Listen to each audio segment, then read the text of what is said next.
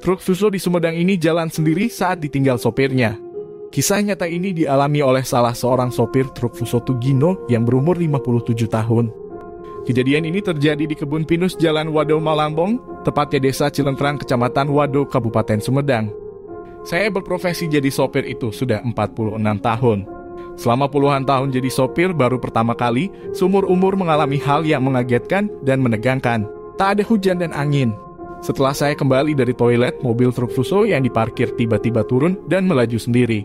Kata Tugino kepada inisumedang.com Jumat 15 April 2022.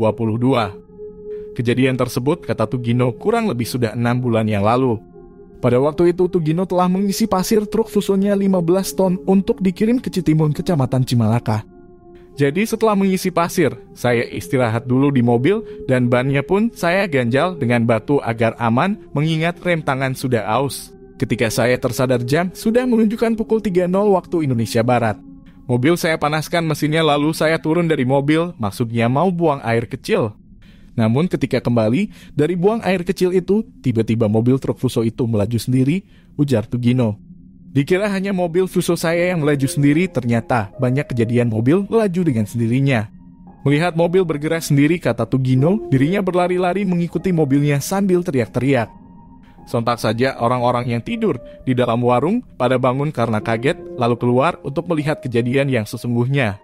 Mobil yang melaju sendiri itu memiliki muatan yang berat, melaju lurus lalu menghantam gundukan tanah. Seketika itu setir mobil jadi belok ke kanan tanpa berhenti dan naik ke aspal lalu nyebrang jalan dan masuk ke lapangan dan berhenti di semak-semak, terang Tugino.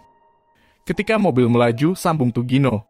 Di dalam mobil ada Kernetia yang tertidur, jelas Tugino panik. Untungnya Kernetia bangun lalu melompat dari dalam mobil ke jalan yang beraspal. Sementara mobil Fuso itu melaju terus sampai ke semak-semak. Saya kejar mobil yang masuk ke lapangan dan berhenti di semak-semak, mobil itu baru bisa dikendalikan setelah mobilnya berhenti, ujarnya. Ternyata, kata Tugino, bukan hanya mobilnya saja yang melaju sendiri, melainkan sudah banyak korban mobil yang diparkir di tempat itu, bergerak sendiri dan melaju turun ke jalan aspal. Dikira saya, hanya mobil saya saja yang hampir celaka, ternyata menurut pemilik warung pun mengatakan sudah banyak mobil yang diparkirkan di sini, selalu melaju dengan sendiri. Saya tidak membayangkan, kalau mobil Fuso saya itu setirnya tidak belok kanan, sudah pasti mobilnya akan rusak parah bahkan hancur, karena di bawah itu turunan jalan tanjakan katanya.